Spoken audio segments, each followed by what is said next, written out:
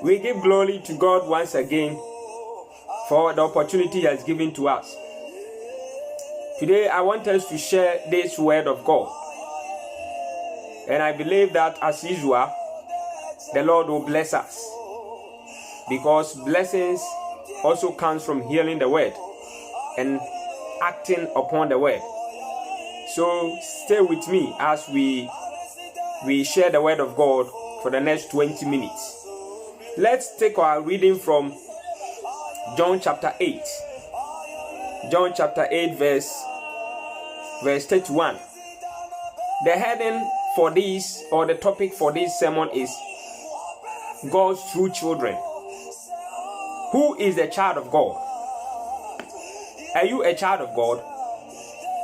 Probably you claim to be a child of God. Yes, and I want us to know who a true child of God is. Who belongs to God? Who can claim to be a child of God? I think we can see that from this reading. So I'm reading from verse 31 downward. To the Jews who had believed him, Jesus said, "If you hold to my teaching, you are really my disciples. Then you will know the truth, and the truth will set you free." They answered him, "We are Abraham's descendants. We have never been slaves of anyone. How can you say that you shall be set free?" Jesus replied, "I tell you the truth. Everyone who sins is a slave to sin. Now, a slave has no permanent place in the family, but a son belongs to it forever. So, if the son sets you free, you will be free indeed." So, look at this reading. It tells us it's all about the Jews. They are Abraham's descendants. When you talk of a true, who is a royal, in those days, you cannot leave the Jews out. So truly, the Jews contended that they were children of God. Our Lord Jesus Christ was doing his work as usual. As we all know, when we read Luke chapter 4, verse 17-18, Jesus tells us his mission. He tells us his mission. That his mission is to preach the word of God, because he was full of the Spirit. To deliver those who are in chains, to set free, to proclaim the good days of the Lord. So as he was doing his work, fulfilling his mission, the Bible tells us that some Jews, they believed him based on what they heard, based on what they had seen with their physical eyes. They could not but believe on the Lord Jesus Christ. So after they had believed him, the Lord Jesus Christ told them that they should do something in order to be set free. And they didn't take it lightly. Let's read it. "If you hold to my teachings, you are really my disciple." So there's one thing believing on Jesus, or believing in the name of Jesus. And there's another thing, becoming the disciple of Christ. So when one becomes a Christian, there is a need to move from being a mere Christian to becoming a disciple of Christ. Being a mere Christian, one must be a disciple. What is the meaning of disciple? What it means is that you need to learn from Jesus, his footsteps, the way he speaks, the way he acts, his love, his caring, his passion, his compassion towards the lost souls. So we must learn from Jesus. When you are learning from him, he is your master, and for that matter, you become his disciple. That is how one becomes Christ's disciple, by learning from him, following his footsteps, doing what he loves doing the work of the Lord. That makes one the disciple of the Lord Jesus Christ. So they thought that, well, this man, yes, we believe him, but this thing that he's saying, we completely disagree. And they voiced out their disagreement. you are really my disciples, then you will know the truth, and the truth will set you free. So when one becomes Christ's disciple, let's listen to something. First of all, they believed the Lord Jesus Christ. That belief, that faith alone wasn't enough. There was something that they had to do. That is, they should hold on to the teachings of our Lord Jesus Christ. Beloved, listening to me tonight, I want to ask you a question. Are you following the teachings of the Lord Jesus Christ? You call yourself a Christian. Undoubtedly, you are. Because you have confessed Jesus Christ as your Lord and personal Savior. As the Bible clearly tells us that it is the heart that we use to believe, and we use the mouth to confess to have salvation. You have done that, but that is not alone. You need to listen to the Lord Jesus Christ. We need to follow him so that we can bear fruit. So when you read John chapter 15, Jesus told us that he is the vine. John 15:5. He is the true vine. If we abide in him, we will bear fruit. Without him, we can do nothing. So when one believes the Lord Jesus Christ, we should hold on his teachings. That teachings will make us disciples. Are you holding on to the teachings of our Lord Jesus Christ? The teaching is simple. Love your neighbor as yourself. Love your neighbor as yourself. Do you love your neighbor? Do you love your community? Do you love your fellow? Do you love your family? Do you love the nation you live in? Do you care for those around you other than yourself? This is the teachings of our Lord Jesus Christ. He said that when somebody slaps you, you must even give the another side for the person to slap. That means forgiveness. When somebody asks you something, don't ask him back. Give that thing to the person. That tells us giving.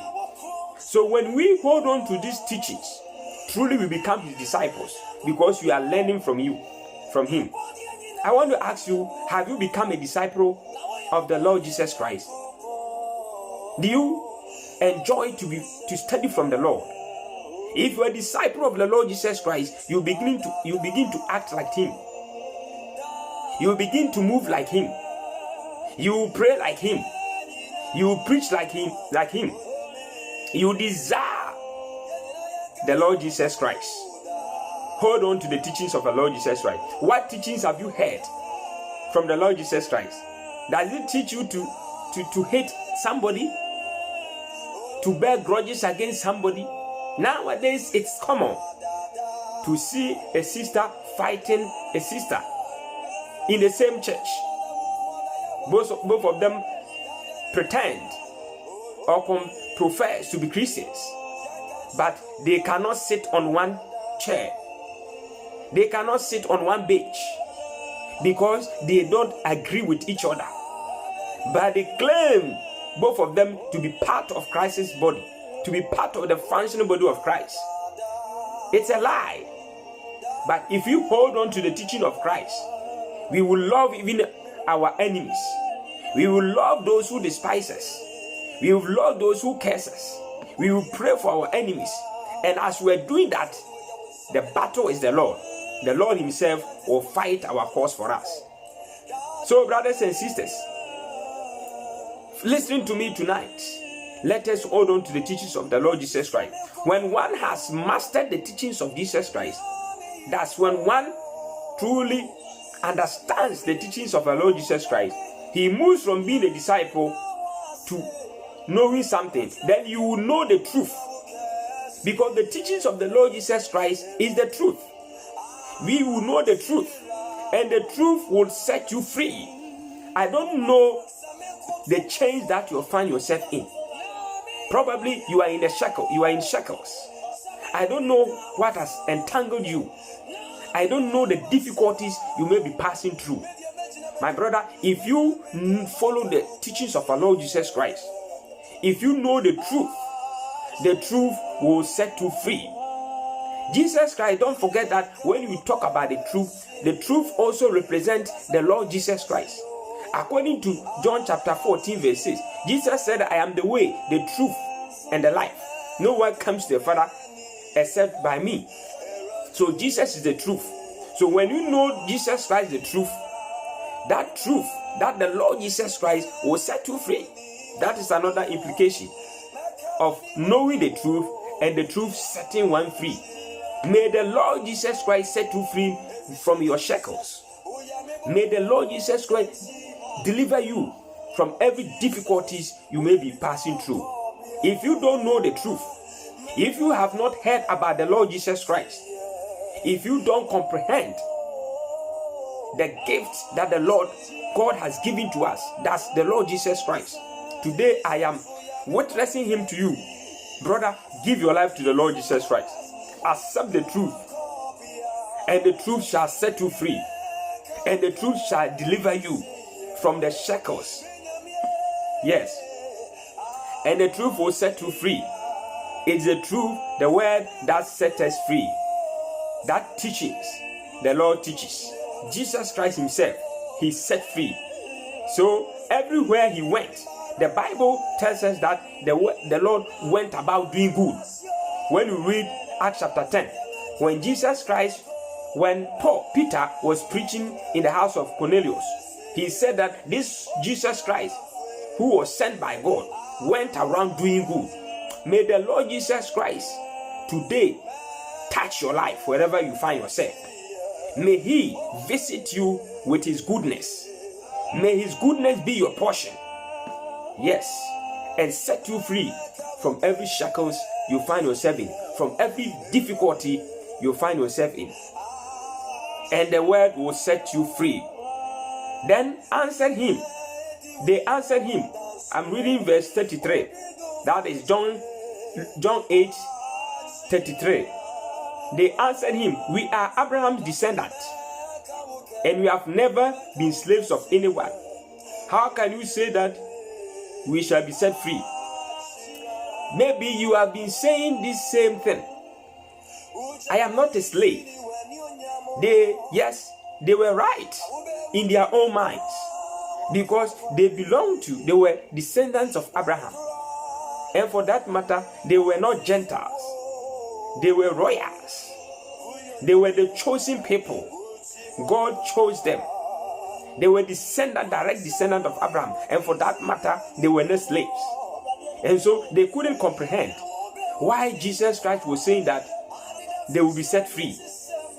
And listen to what Jesus told them. Verse 34. I tell you the truth, everyone who sins is a slave to sin.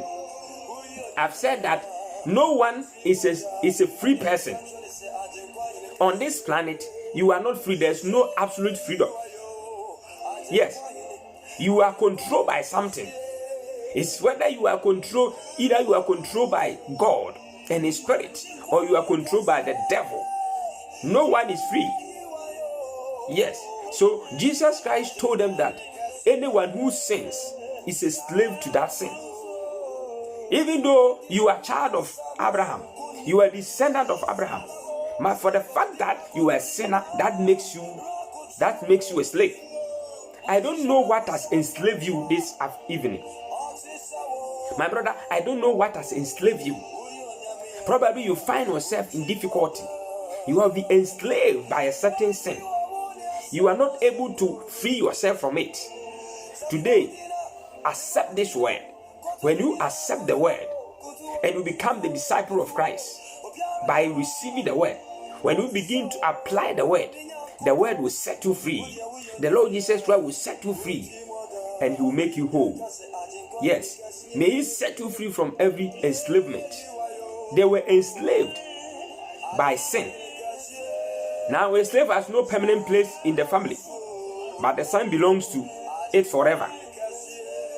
So if the Son set you free, you will be free indeed. Jesus Christ is the Son. So when the Lord Jesus Christ, who is the Son, set you free, you will be free indeed.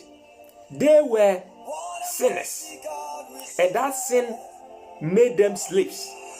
And a slave can never remain in the family forever.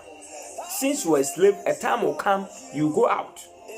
Even when you remain in the family, when it's time for you to become, when they are looking for somebody to become a king, or somebody to inherit the family inheritance, they will let you know, they will tell you that you are not part of the family, you are a slave. Yes. So sin makes somebody a slave. When you become a slave, you will never remain in the family forever. That's why when you are a Christian and you continue to sin, my brother, when Christ Jesus comes, you are a slave. Since you are a slave, you are no longer part of Christ's chosen and elect ones. So free yourself from any enslavement, and the Lord will bless you. Yes, and the Lord God will bless you. Let's continue. I know you are. So it says, if the Son set you free, you will be free indeed. If Jesus sets one free, he becomes free indeed. There's no any other name under the sun that has been given unto man through which we can be saved, except the name Jesus Christ. My brother, there is no any other name. Many prophets came and they left. Many great men have passed through this planet, but none was chosen by God that through that person we can be saved, except the Lord Jesus Christ. He is the Savior. Accept him tonight.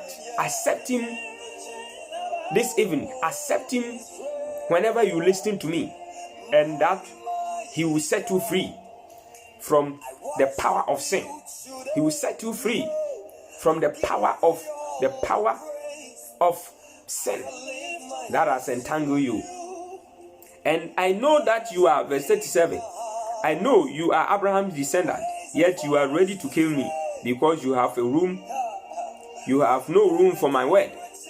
I'm telling you what I have seen in my father's presence, and you do what you have heard from your father. So you see, Jesus was saying that since he was doing the work of the Lord and they were opposing him, they couldn't have one father. They couldn't belong to one father, because if indeed they were Abraham's descendants, for that matter, the children of God, they would have agreed with him. They would have accepted his word.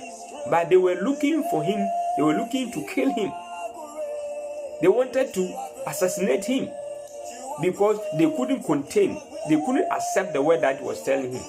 So a true child of God is the one that works according to the word of God, is the one that learns from Jesus Christ, is the one that has accepted the word, and the word has liberated him, and the word has set him free. That makes one true son of God, not being part of a certain family. Some people claim that, yes, I was born into a church. My father is an elder. My father is a bishop. My father is the one who is a founder of this church. My brother, my sister, I want to tell you that does not make you a child of God. If your father is a founder of a church, that does not make you a child of God. A child of God is the one who has accepted the Lord Jesus Christ, who is living by the word, who has become the disciple of Christ, who tries to follow the teachings of the Lord Jesus Christ. That person, according to where we read, the word set that person free. May the Lord help us. May the help us. It's only Jesus Christ who can set you free. He said that when the Son set you free, you'll be free indeed. Let's read. I want to end it, but let's read John chapter 10, verse 10. Talking of Jesus, the Son setting free.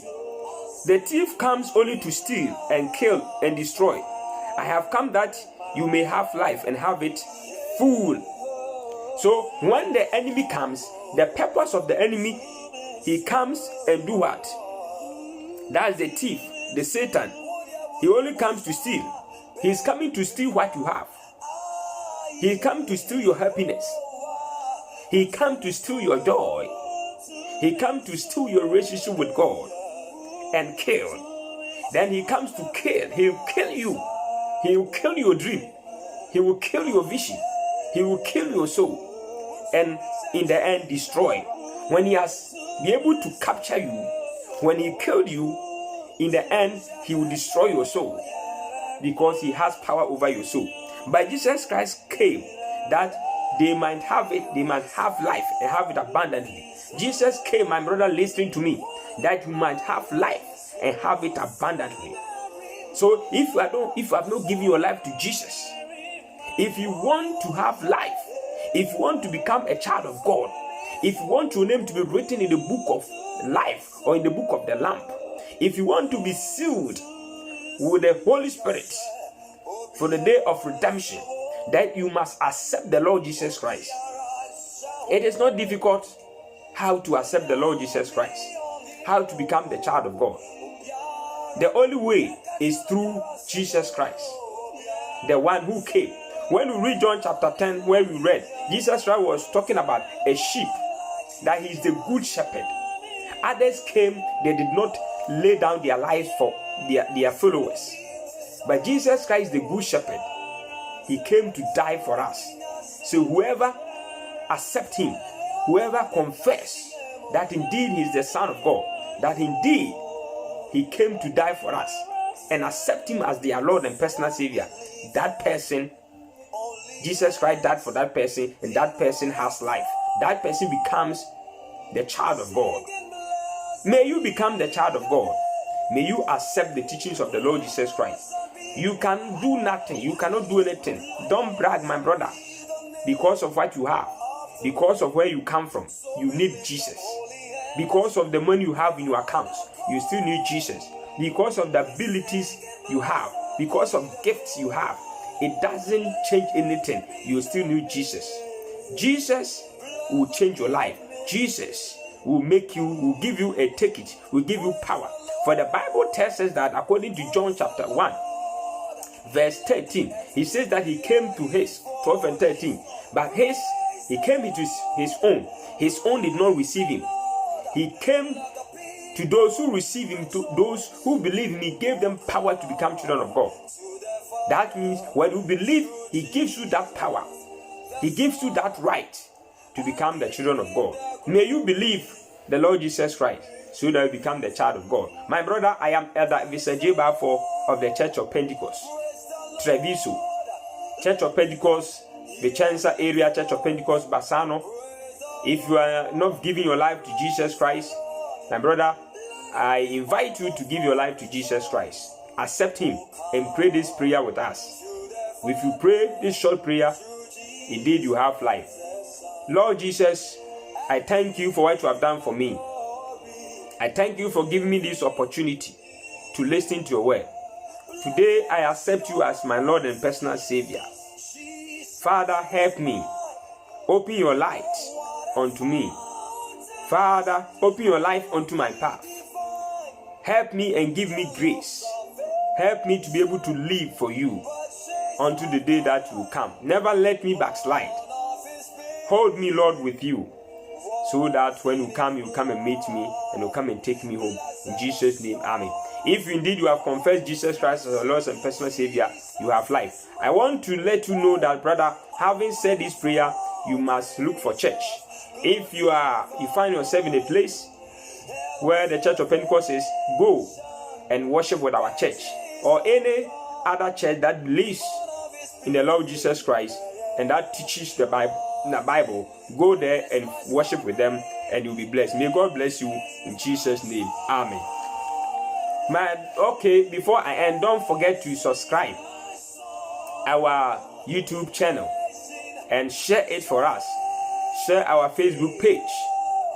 Share it and like it and follow it so that the word will go, so that many people will hear the word of God. May God bless you. Bye.